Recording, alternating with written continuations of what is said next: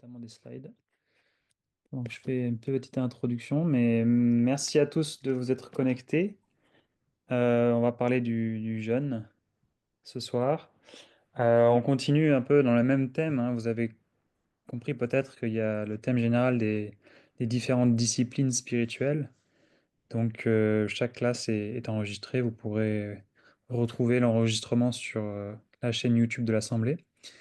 Et dans ces classes sur les différentes disciplines spirituelles, on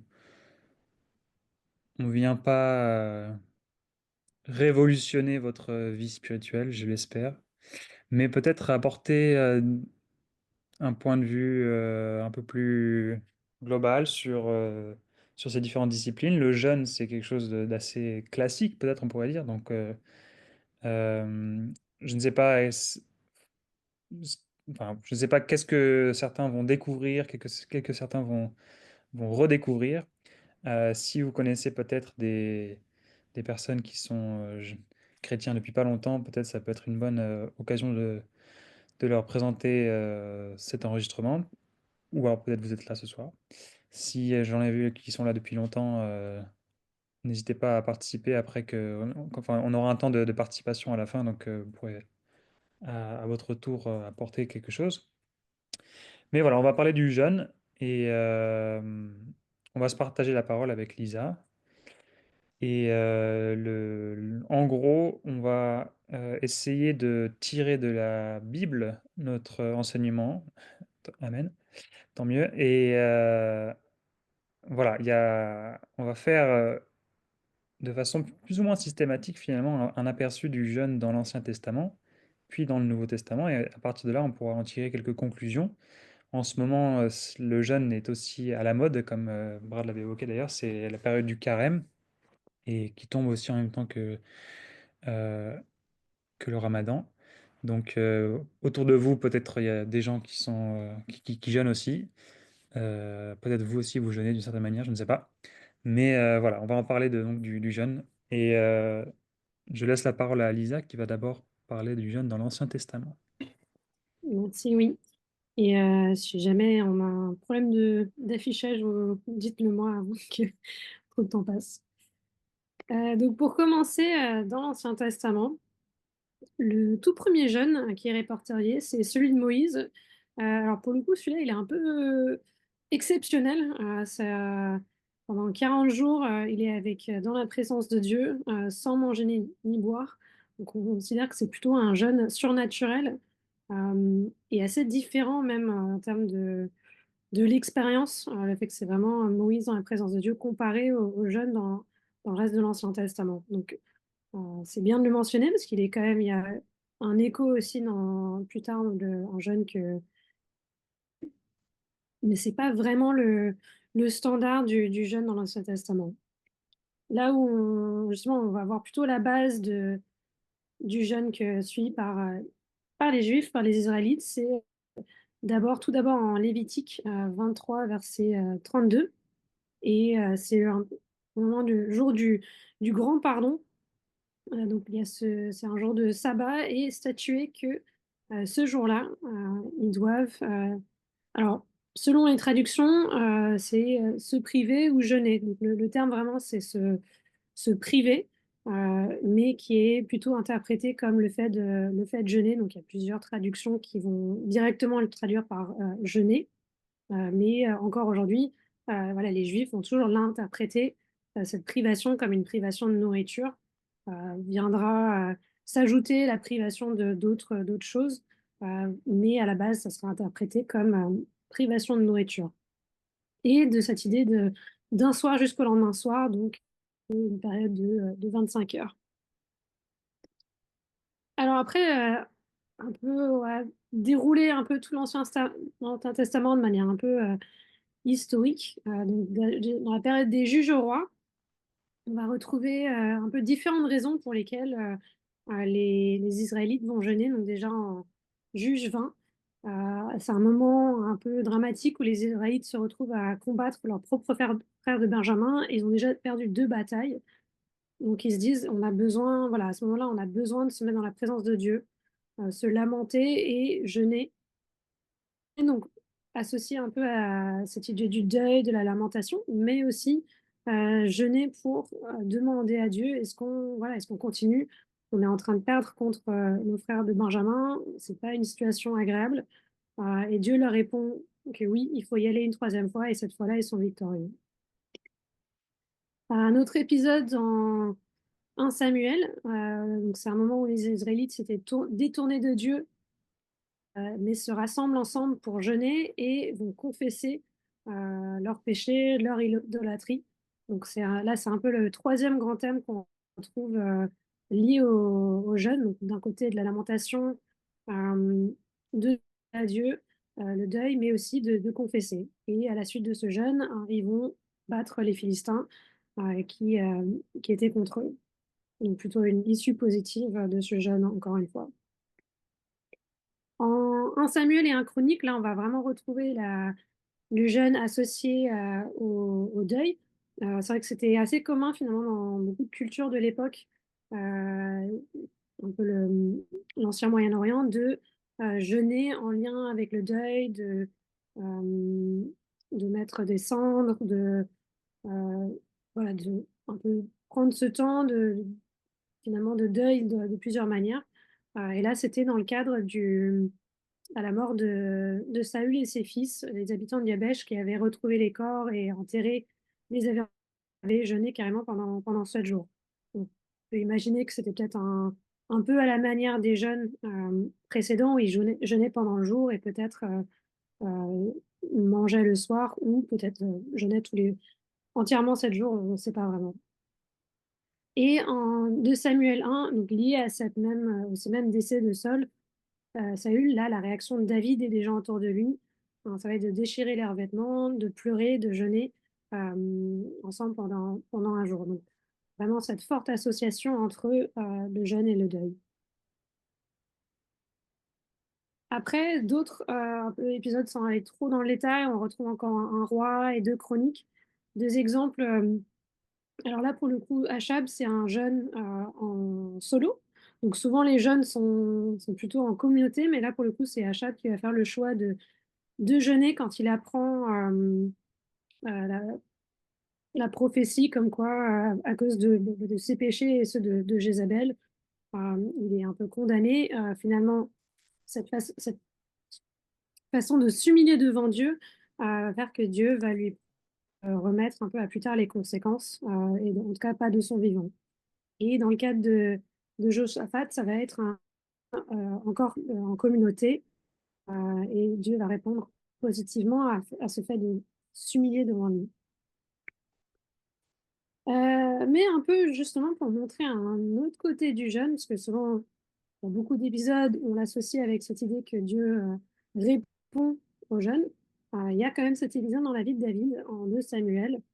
C'est le moment où il a été commis l'adultère avec Bathsheba, a un fils issu de cet adultère, mais l'enfant tombe malade et David va refuser de manger pendant 7 jours voilà, en implorant Dieu de sauver son fils. Mais comme on le voit, Joël, versets 21 et 23, euh, il avait espéré que le Seigneur se montre indulgent à son égard, mais finalement, le fils va mourir. Et ça avait assez étonné les serviteurs à l'époque, parce que justement, le jeûne étant plutôt associé le fait que David jeûne du vivant de son fils et se remette à manger après la mort de son fils avait un peu choqué tout le monde. Mais c'est intéressant quand même de retenir ce fait que, voilà, y a pas faut pas non plus voir le jeûne comme quelque chose un peu de formule magique. Je jeûne, j'ai réponse à ma prière. Euh, mais qu'il y a quand même ce côté où, voilà, l'issue, c'est pas ça le but du jeûne. Le but, même si c'est ça que là, David avait choisi de jeûner, hein, c'était dans l'espoir que Dieu lui réponde, mais c'est pas forcément automatique. David a jeûné beaucoup dans sa vie, apparemment. Donc en psaume 35, par exemple, il va même avoir jeûné pour des gens autour de lui qui étaient malades, c'est devenir ses ennemis. Il va jeûner, être épuisé. Donc c'était quand même apparemment une pratique assez commune dans sa vie. Après, on va faire un bond en avant à toute la période de l'exil et le retour. Là, on va avoir encore beaucoup d'exemples finalement de jeunes.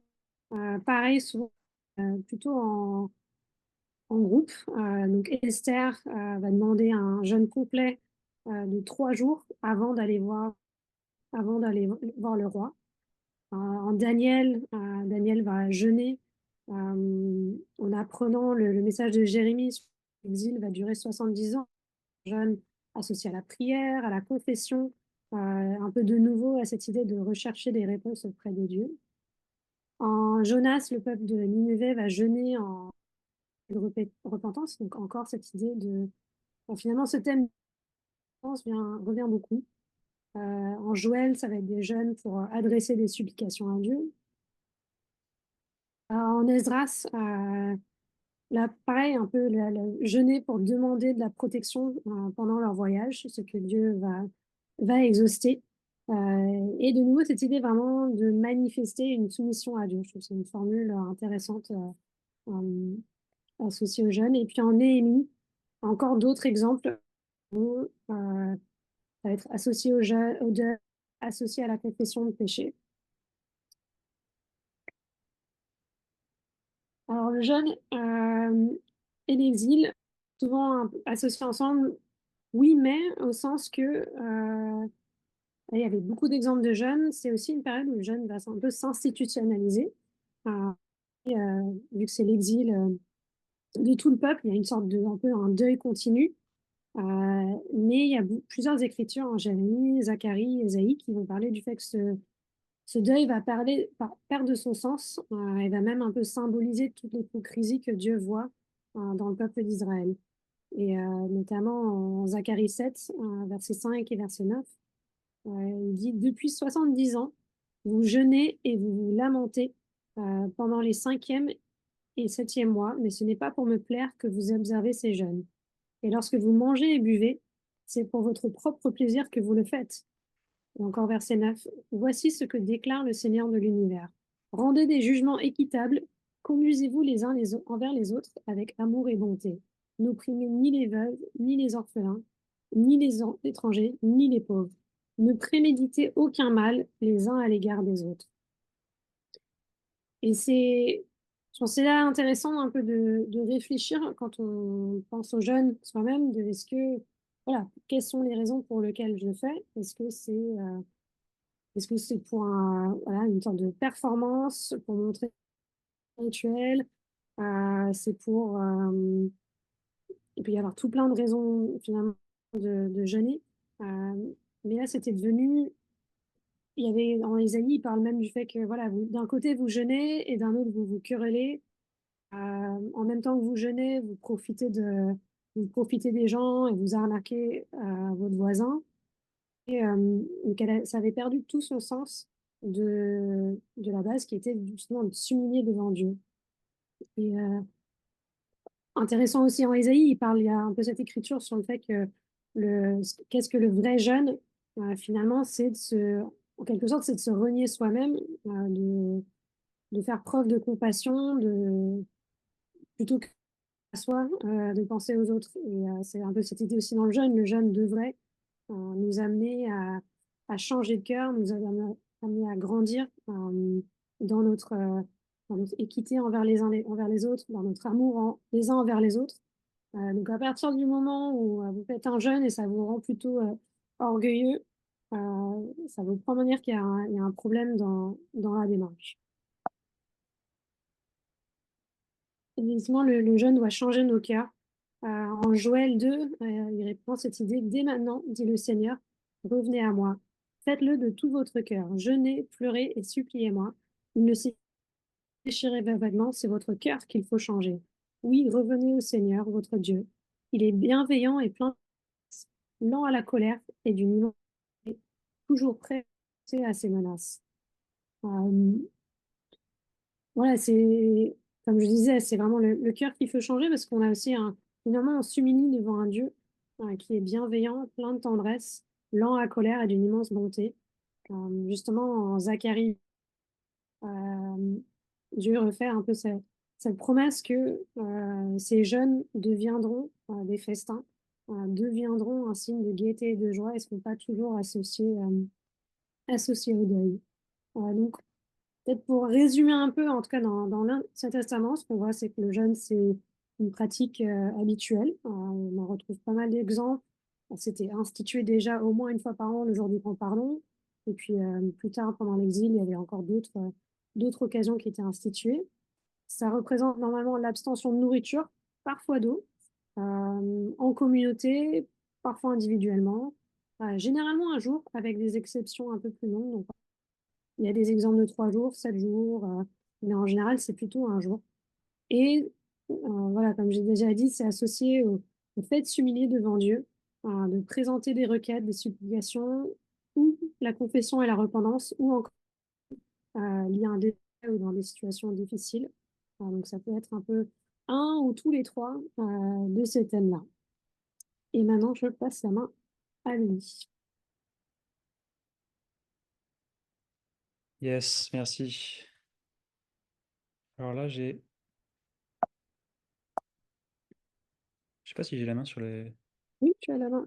Oui, ouais. Tu as le. C'est bon. Je peux pas revenir en arrière, mais c'est pas grave. Alors, dans le Nouveau Testament, le jeûne, en fait, il y a ce qui est intéressant après avoir entendu tout ce discours sur l'Ancien Testament, c'est qu'on voit qu'il y a plein d'exemples de jeûne dans l'Ancien Testament.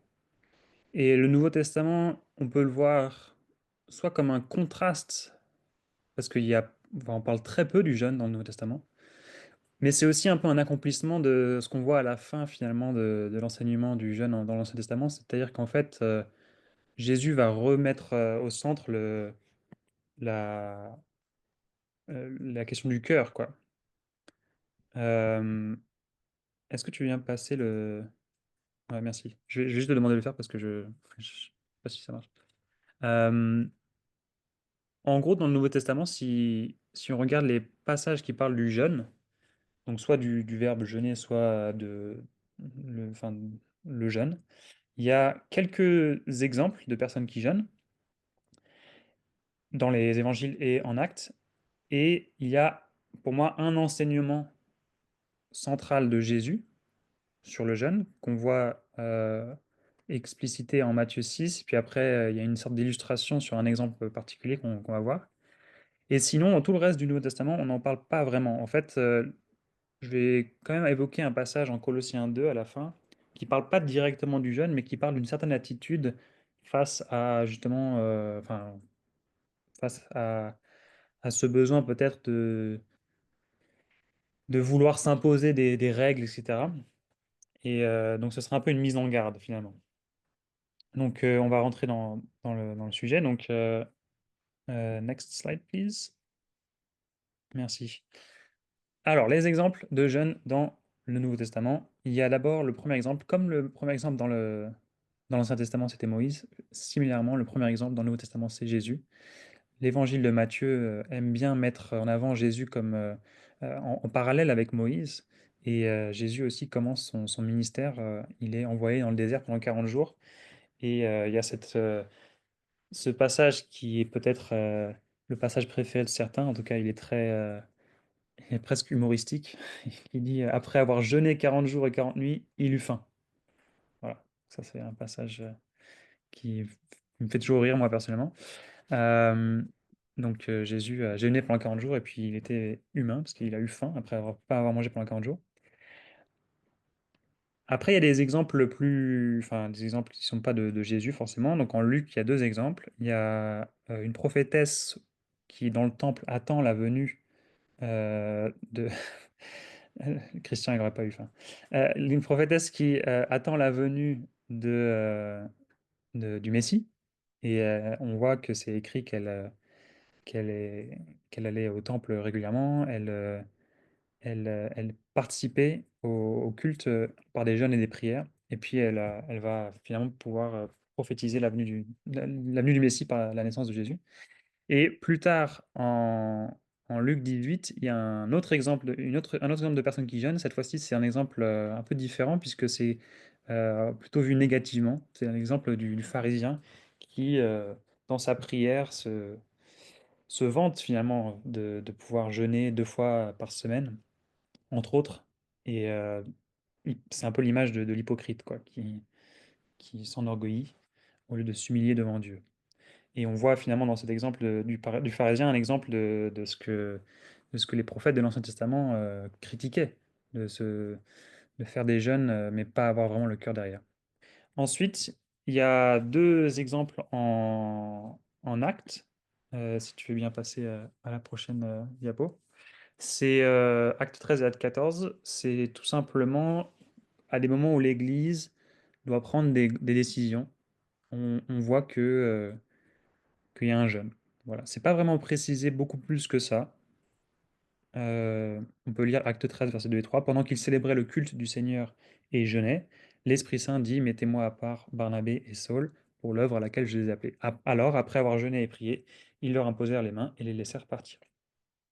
Voilà, et de façon similaire, au chapitre d'après, il confie les anciens des églises après avoir prié et jeûné. Donc c'est déjà une pratique qui est liée à la prière, et puis voilà. Mais il n'y a pas vraiment d'enseignement en particulier dessus, c'est juste un exemple de personnes qui jeûnent. Et puis globalement, c'est tout. Il n'y a plus d'autres vraiment d'exemples de personnes qui jeûnent. Donc on va maintenant rentrer dans l'enseignement de Jésus sur le jeûne. Si tu viens passer à la slide d'après.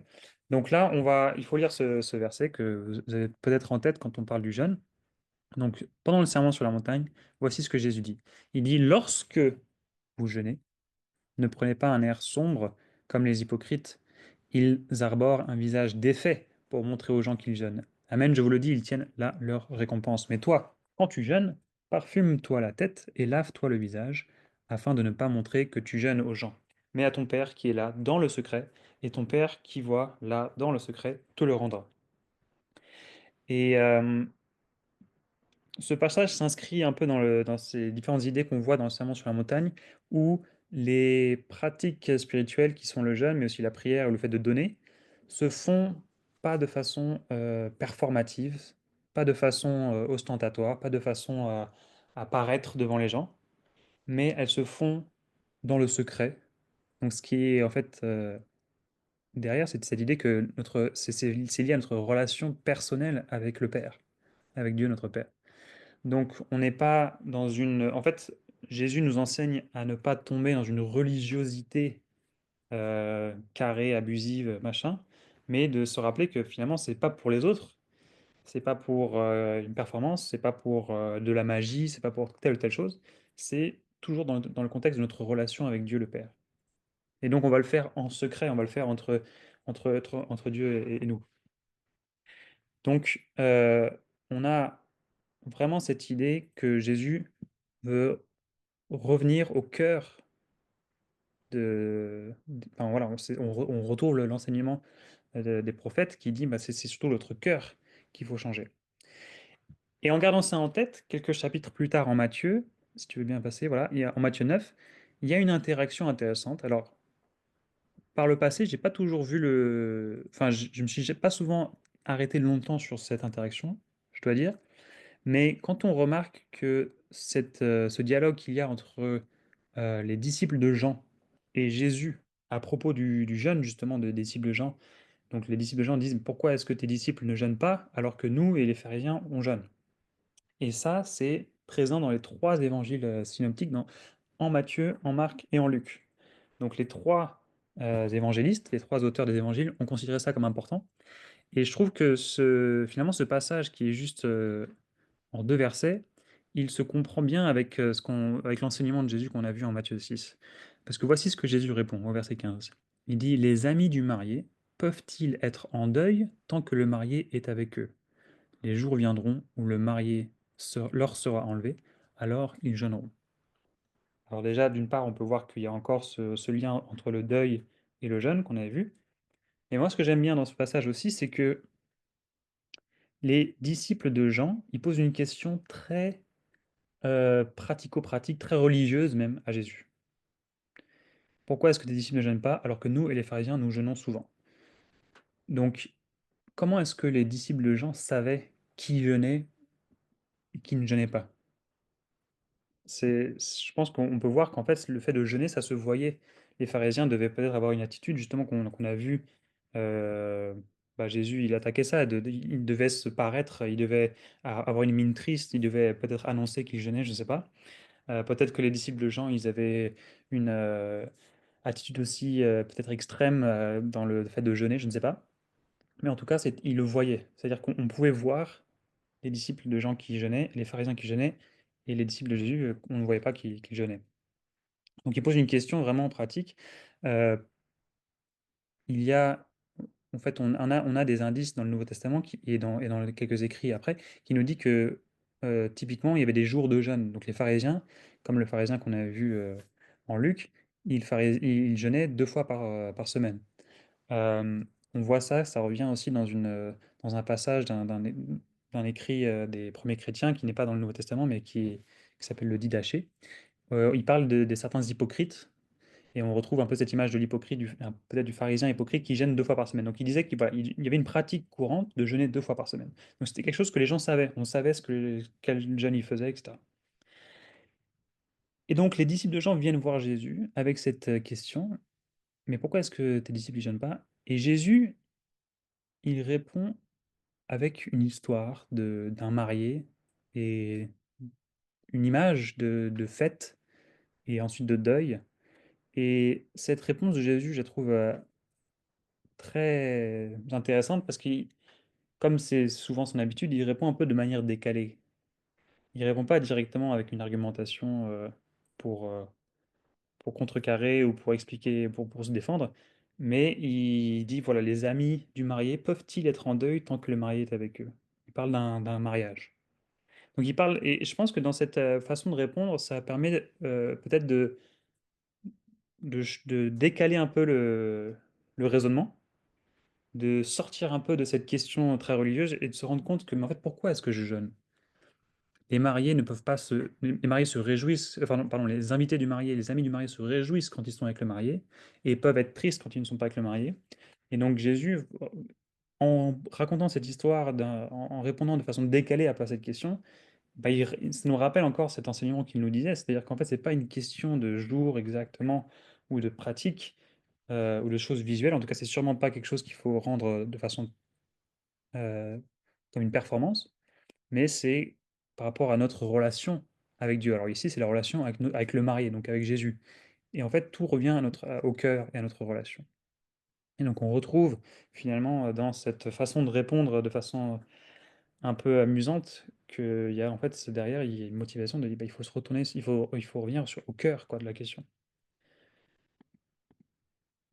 Donc, c'est pas une question de quand est-ce qu'il faut jeûner, est-ce qu'il faut jeûner, ne pas jeûner, quoi que ce soit. C'est une question de cœur quand on jeûne. Parce qu'on n'a pas aussi relevé, mais Jésus, quand il commence son explication au Matthieu 6, il a dit lorsque vous jeûnez. Donc Jésus, à aucun endroit dans les évangiles, il dit il faut que vous jeûniez, ou il dit jeûnez tous les vendredis, ou jeûnez tous les mardis, je sais pas. Il ne dit pas ça, mais il dit lorsque vous jeûnez. Donc c'est sous-entendu que le jeûne est une pratique courante. Donc c'est pas une question de est-ce qu'il faut jeûner, ne pas jeûner, quand est-ce qu'il faut jeûner, mais c'est une question de cœur et de relation, même de relation intime avec Dieu, parce qu'il nous a dit d'aller dans le secret avec le Père, ou alors il parle de l'ami de la mariée, c'est vraiment une relation intime qu'on a avec Dieu et avec Jésus. Donc on s'éloigne de la religiosité qui nous met que des barrières et des lois pour plutôt être vers la relation intime avec le Père, la relation intime avec le marié qui est le Christ. Alors, du coup, comme j'ai dit, il n'y a pas vraiment de mention directe du mot jeûne en dehors des évangiles et donc de Actes, donc dans les épîtres, mais il y a quand même un truc qu'on peut relever chez Paul, dans les épîtres de Paul. Paul, à quelques reprises, donc en Galates notamment, mais aussi en Colossiens ici, il combat une idée, il essaie de rappeler aux disciples de ne pas tomber finalement dans le piège de justement, encore une fois, cette religiosité. Donc lisons Colossiens 2, versets 16 à 19. Dès lors, que personne ne vous juge à propos de ce que vous mangez ou buvez, pour une question de fête, de nouvelle lune ou de sabbat, tout cela n'est qu'une ombre de ce qui est à venir. Mais la réalité, c'est le corps de Christ. Ne vous laissez pas frustrer par les gens qui se complaisent dans l'humilité et le culte des anges au gré de leur vision. Ils sont gonflés de vanité par la pensée de leur chair. et il ne s'attache pas à la tête, par lequel tout le corps, bien uni, grâce aux jointures et aux articulations qui le desservent, grandit d'une croissance qui vient de Dieu. Donc Paul ne dit pas qu'il ne faut pas jeûner, mais il dit de faire attention à cet enseignement qu'on peut entendre parfois, même encore aujourd'hui, des personnes qui encouragent vraiment une vision très ascétique, c'est-à-dire de vraiment chercher entièrement le spirituel et s'éloigner du corporel, entre guillemets. Et puis, ou alors des personnes qui jugent si on jeûne pas tel jour, ou si on mange telle chose, ou si voilà. Et Paul dit, fais attention, il faut faire attention à ça. Il faut se rappeler que tout cela n'est qu'une ombre de ce qui est à venir. La réalité, c'est le corps de Christ. Donc encore une fois, c'est pas une question de il faut jeûner ou il faut pas jeûner, mais c'est qu'est-ce qu'est-ce qui est l'essentiel, qu'est-ce qui est derrière. Et en fait, on retrouve ce qu'on a dit plusieurs fois dans cette série sur les classes des disciplines spirituelles. Les disciplines spirituelles ne sont jamais un but en soi. C'est jamais une question de performance. C'est pas qui peut le jeûner le plus longtemps, qui peut prier le plus longtemps, etc. C'est toujours, il y a toujours derrière la question de la relation qu'on a avec Dieu, avec Jésus. Donc c'est pas une question de performance. Prochaine slide peut-être, s'il te plaît. Merci. Alors du coup, pour terminer, aujourd'hui, qu'est-ce qu'on en tire de ça et qu'est-ce qu'on peut voir après le Nouveau Testament? Comment ça s'est développé finalement cette idée du jeûne? Rapidement, je vais juste rapidement parler des pratiques issues des premiers chrétiens et notamment le carême. Alors, les pratiques issues des premiers chrétiens, on voit en fait, c'est assez ironique, c'est que euh, tout à l'heure je vous ai mentionné le Didaché. Le Didaché, c'est un écrit des premiers chrétiens qui n'est pas dans le Nouveau Testament, mais qui a été écrit très, très tôt et qui n'a pas été rejeté non plus comme étant hérétique, hein. Les églises le lisaient aussi, mais juste il n'est pas inspiré, il n'est pas considéré comme canonique. Et donc, certaines églises chrétiennes lisaient ce texte qu'on appelle le Didaché. Et dans le Didaché, donc, il parle de ces hypocrites qui jeûnent, alors je ne sais plus exactement, il faudrait que je retrouve la citation, mais qui jeûnent le lundi et le jeudi, par exemple. Mais juste après, il dit, vous ne faites pas comme les hypocrites qui jeûnent lundi, jeudi, jeûnez plutôt le mardi et le vendredi. Et je trouve que ce verset est assez marrant parce que finalement, enfin, qu'est-ce qu'on fait en fait? On retombe encore dans le côté religieux, quoi. Donc ne jeûnez pas le lundi et le jeudi, mais jeûnez plutôt le mardi et le vendredi. Il n'y a aucun mal à jeûner le mardi et le vendredi, mais de mettre ça comme une règle, bah, finalement, on est revenu on est très vite retourné dans le côté un peu des règles, alors que le cœur, c'est le plus important. Et donc, en fait, c'est venu très naturellement, très vite, dans certaines églises, dans certains enseignements chrétiens, de promouvoir des règles et des façons de jeûner. Et donc, on pouvait trouver, par exemple, certaines règles qui étaient de jeûner. Alors, il fallait, par exemple, jeûner euh, le jour avant son baptême. Et si on est baptisé quelqu'un, il fallait aussi que celui qui baptise jeûne avant le baptême. Ou alors, et plus tard, on a d'autres églises, d'autres écrits qui suggèrent de jeûner le jour avant le repas du Seigneur, la Sainte Seine, donc le samedi, quoi. Voilà, donc différentes choses. Et puis au fur et à mesure, la préparation du jeûne euh, de la Pâque, enfin, chaque année, en préparation à la mémoire de Christ sur la croix, il fallait jeûner. Puis après, au fur et à mesure, il faut jeûner toute une semaine. Et puis 40 jours. Ça vient ce titre de 40, comme on a vu Moïse qui l'a fait, comme Jésus qui l'a fait. Donc l'idée de 40 jours de jeûne chaque année, ça s'est développé au fil enfin, les quelques premiers siècles après la mort de Jésus. Et c'est de ça qu'on a le mot carême. Carême, ça vient de 40 en latin. Enfin, c'est dévié du mot 40 en latin. Et donc c'est l'idée de jeûner 40 jours avant la Pâque. Et donc aujourd'hui encore, certaines églises ils voient ça comme une règle, c'est-à-dire que le carême, ça fait partie de l'année liturgique, donc ça fait partie des pratiques qu'il faut suivre. Alors les protestants donc à la Réforme, les protestants se sont éloignés de cette vision des choses, et dans le protestantisme, on ne voit plus les règles comme étant essentielles, justement. On revient, il y a eu un peu cette notion de revenir au cœur au cœur du christianisme, si vous voulez, revenir aux enseignements qui sont seulement dans le Nouveau Testament. Et donc, il n'y a plus ces règles du carême chez les protestants. Maintenant, on peut quand même mentionner que peut-être vous avez des amis protestants qui font aussi le carême, et parce que tout simplement, c'est une pratique qui est un peu culturelle, quoi. Mais il y a quand même une différence encore aujourd'hui chez les protestants et chez les catholiques. Chez les catholiques, on va pouvoir parler de règles du carême, quand est-ce qu'il faut faire, qu'est-ce qu'il faut faire, etc. Chez les protestants, même si certains font le carême, c'est toujours une question de cœur. On essaie toujours de revenir au cœur. Donc nous, dans notre église, bien sûr, on ne parle pas du carême. Le carême n'est pas une notion qui est évoquée dans le Nouveau Testament. Euh, mais comme toutes les autres choses, on pourrait dire, voilà, le fait de jeûner en soi c'est pas ça le problème. C'est pas est-ce que vous devez jeûner, quand est-ce que vous devez jeûner. C'est toujours la question du cœur qui est derrière. Donc peut-être que vous pratiquez le carême, il n'y a pas de souci, mais il faut juste voir que c'est pas les règles qui font qu'on est un bon chrétien ou pas. Vous voyez, c'est le cœur qui est derrière. Donc ça, c'est toujours l'enseignement de Jésus dans le Nouveau Testament. Ça accomplit tout l'enseignement même de l'Ancien Testament. Si on peut peut-être arriver sur la dernière slide. Euh, Ça accomplit tous les enseignements de l'Ancien Testament. Jésus, par son enseignement, enfin voilà, c'est ça le cœur de la question. C'est que oui, le jeûne, c'est une pratique spirituelle, c'est une pratique courante. On va jeûner. Le jeûne, mais c'est avant tout s'humilier devant Dieu et chercher sa présence. Le jeûne doit surtout changer nos cœurs. Donc, c'est pas une question de combien de jours, c'est pas une question de est-ce qu'on arrive à se priver mieux de nourriture ou quoi que ce soit, mais le jeûne doit changer nos cœurs, nous amener à nous remettre en question et grandir dans notre imitation de Jésus. Alors maintenant, les pratiques, les disciplines du corps sont utiles aussi pour aider notre esprit, hein, bien sûr. Le jeûne, ça vient pas de nulle part. C'est quand vous jeûnez, on se discipline soi-même, on arrive à quand même à, à trouver par les choix qu'on fait de se priver de nourriture, à ressentir un besoin de Dieu, à ressentir la faim physique qui nous rappelle notre faim qu'on a spirituelle, etc. Donc c'est une bonne chose, mais toujours, c'est jamais un but en soi. Le jeûne, comme toute pratique spirituelle, doit s'inscrire dans le contexte de notre relation au Seigneur, pas dans une recherche de résultats ou de performance, pas dans la pratique en soi, mais dans ce qu'il y a derrière. Et donc, Lisa, peut-être tu voulais rajouter des petites choses? Oui, je n'ai pas fini après, mais hop,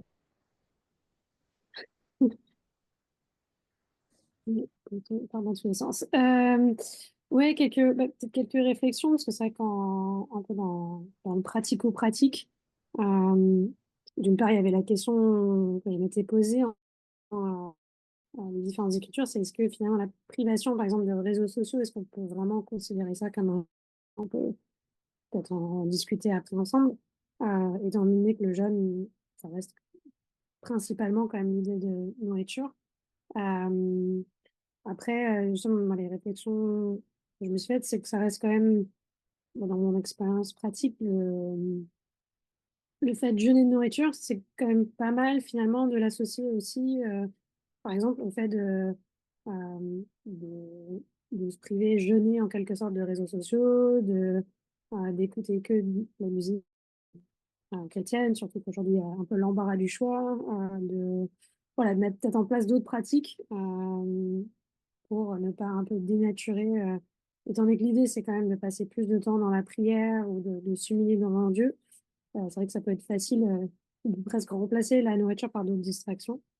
Euh, mais même en lisant les Écritures, je pense quelque chose qui va m'inspirer à faire réfléchir un peu dans quelles raisons pour jeûner aujourd'hui. On n'est pas, voilà, je sais qu'il y a des cas dans le deuil, par exemple, moi, je me disais, tiens, dans une situation où je me sens peut-être lourd et accablé par une situation, ça peut être, par exemple, être un moment de jeûner, de mettre ses requêtes devant Dieu.